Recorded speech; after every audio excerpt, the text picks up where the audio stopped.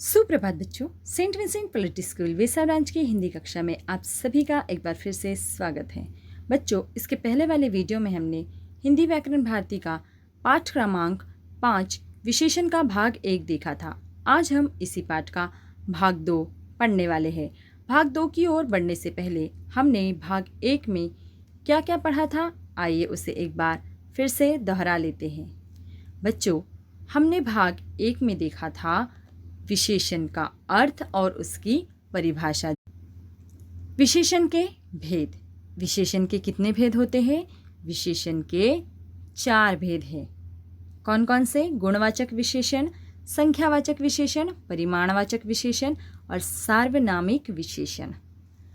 सबसे पहले हम देखते हैं विशेषण का पहला भेद या विशेषण का पहला प्रकार, गुणवाचक विशेषण ने विस्तार पूर्वक समझा था कुछ उदाहरणों द्वारा। तो आइए बच्चों, आज हम देखते हैं इसी पाठ का भाग 2। तो आइए बच्चों, शुरू करते हैं आज की कक्षा। संख्यावाचक विशेषण। जो शब्द संज्ञा या सर्वनाम की संख्या का बोध कराते हैं उन्हें संख्यावाचक विशेषण कहते हैं। यानी यहाँ पे क्या बताया गया है कि ऐसा शब्द जो संज्ञा या सर्वनाम की संख्या के बारे में बताए, जिसे हम आसानी से काउंट कर सके, ऐसे शब्द को हम कहेंगे संख्यावाचक विशेषण।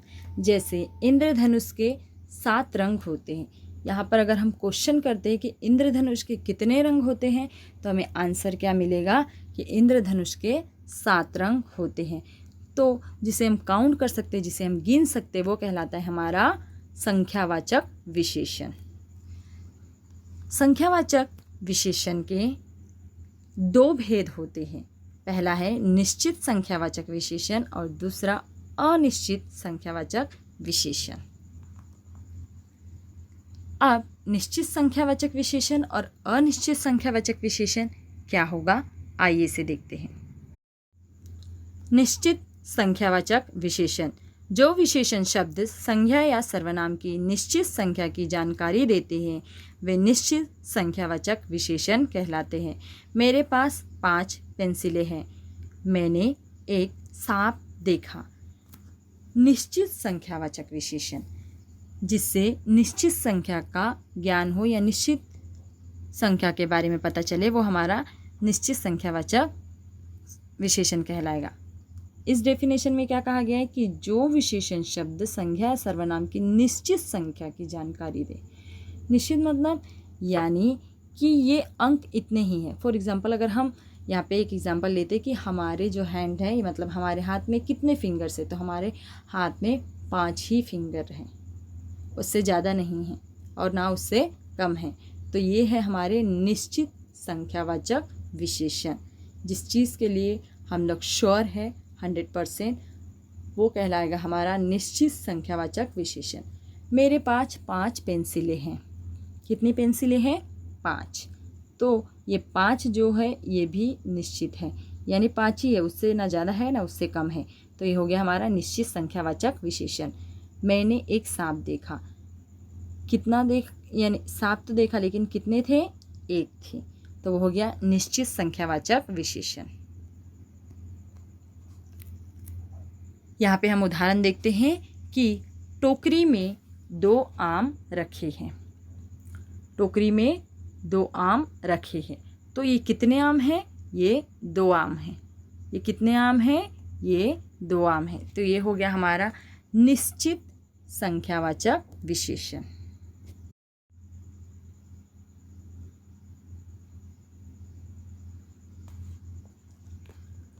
अनिश्चित संख्यावाचक विशेषण। जो विशेषण शब्द संज्ञा या सर्वनाम की निश्चित संख्या की जानकारी नहीं देते वे अनिश्चित संख्यावाचक विशेषण कहलाते हैं।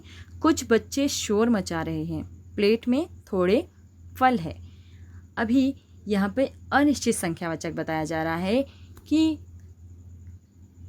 ऐसे शब्द आएंगे, ऐसे विशेषण शब्द जो संज्ञा या सर्वनाम की निश्चित संख्या के बारे में नहीं बताएंगे आपको, यानी वो कुछ भी संख्या हो सकती है, पर्टिकुलर आप उसको काउंट नहीं कर सकते। जैसे कुछ बच्चे शोर मचा रहे हैं।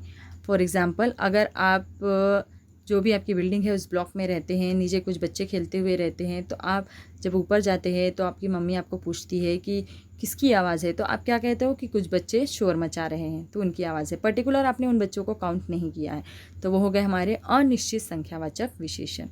प्लेट में थोड़े फल रखे हुए हैं, यानी आपने काउंट नहीं किया कि वो कितने फल हैं, लेकिन आपने ये देखा कि वहाँ पे फल है, तो वो हो गया हमारा अनिश्चित संख्यावाचक विशेषण, क्योंकि वहाँ पे आपने कौन से शब्द का इस्तेमाल किया है, थोड़े शब्द का। फिर उसके बाद हम यहाँ पे एक और उदाहरण लेते हैं कि कुछ कपड़े अलमारी में रख दो। अभी यहाँ पे कुछ कपड़े में, यहाँ पे हमने पर्टिकुलर कितने कपड़े हैं ये काउंट नहीं किया है, वहाँ पे हमने क्या इस्तेमाल किया है, कुछ। तो ये कुछ क्या हो गया, हमारे अनिश्चित संख्यावाचक विशेषण हो गए, जिसे हम लोग काउंट नहीं करते हैं, सिर्फ हम उसे कॉमनली बोलते हैं, तो वो कहलाता है हमारा संख्यावाचक विशेषण, जिसे हम एक नज़र में ही देख के ऐसे बोल देते हैं कि कुछ बच्चे, कई लोग, कुछ कपड़े, कुछ पुस्तकें, तो ये सब आएंगे हमारे अनिश्चित संख्यावाचक विशेषण में, जिसके पर्टिकुलर कोई भी एक अंक नहीं होता। विशेषण का तीसरा भेद। विशेषण का तीसरा भेद है परिमाणवाचक विशेषण। अब परिमाणवाचक विशेषण हम किसे कहेंगे, जो शब्द वस्तु की मात्रा या माप तौल के बारे में बताते हैं उन्हें परिमाणवाचक विशेषण कहते हैं। क्या बताते हैं, जो विशेषण शब्द वस्तु की मात्रा या माप तौल के बारे में बताते हैं उसे हम परिमाणवाचक विशेषण कहते हैं। माप तौल मतलब, कहने का मतलब जो उसे गिना जाता है या तौला जाता है, मापा जाता है, वो कहलाता है। जैसे फॉर एग्ज़ाम्पल अगर हम मिल्क लेते हैं तो मिल्क को हम लोग लीटर के हिसाब से लेते हैं। अगर हम लोग वेजिटेबल लेते हैं या फ्रूट्स लेते हैं तो हम क्या करते हैं, उसको वेट के हिसाब से लेते हैं। शुगर लेते हैं, उसको भी हम लोग वेट के हिसाब से लेते हैं। अगर हम लोग केले लेते हैं तो उसको हम दर्जन के हिसाब से लेते हैं। तो ये जितनी भी चीज़ें हैं, अगर हम मार्केट में इन चीज़ों को ख़रीदने के लिए जाते हैं तो हमें ये सारी चीज़ों को कैसे दिया जाता है, गिन कर या माप तौल कर इन्हें दिया जाता है। तो इसीलिए इसे कहा गया है परिमाणवाचक विशेषण, क्योंकि इसे मापा या तौला जाता है। जैसे यहाँ पे हम देखते हैं, वह कमीज़ के लिए 2 मीटर कपड़ा लाया। तो कपड़ा जो है दुकानदार 2 मीटर ही देगा, 2 मीटर से ज़्यादा नहीं देगा।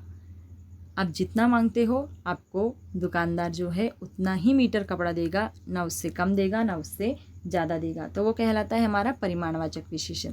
रीना ने 1 दर्जन संतरे खरीदे। अब वो 1 दर्जन ही आएगा, 1 दर्जन से ना कम ना 1 दर्जन से ज़्यादा। माँ ने 3 किलो आलू खरीदे। तो 3 किलो आलू खरीदे तो वो 3 किलो ही रहेंगे, 4 किलो नहीं हो जाएंगे या ना 3.5 किलो होंगे। तो ये होगा हमारा परिमाणवाचक विशेषण। अब बताया गया है परिमाणवाचक विशेषण को आपको एक शब्द में समझना है कि माप तौल जिसमें किया जाता है वो कहलाता है हमारा परिमाणवाचक विशेषण। परिमाणवाचक विशेषण के भी 2 भेद हैं, उसमें भी निश्चित परिमाणवाचक विशेषण है और अनिश्चित परिमाणवाचक विशेषण है। पहले देखते हैं निश्चित परिमाणवाचक विशेषण। निश्चित मात्रा में माप तौल की जानकारी देने वाले विशेषण शब्द निश्चित परिमाणवाचक विशेषण कहलाते हैं। घर में 1 किलो देसी घी है, आधा लीटर दूध ले आओ। अभी क्या कहा जा रहा है कि निश्चित परिमाणवाचक मतलब उसको उतना ही है, जितना चाहिए था उतना ही जब दिया जाता है या उतना ही गिना जाता है तो उसे कहा जाता है निश्चित, ना उससे कम ना उससे ज़्यादा। एग्जैक्ट जितना मांगा है उतना ही रहता है, तो वो कहलाता है हमारा निश्चित परिमाणवाचक विशेषण।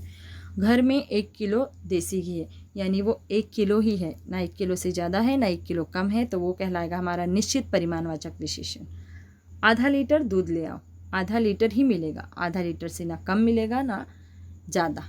जितना आप मांगोगे आपको उतना ही माप कर वो मिल्क दिया जाएगा, तो वो कहलाता है हमारा निश्चित परिमाणवाचक विशेषण।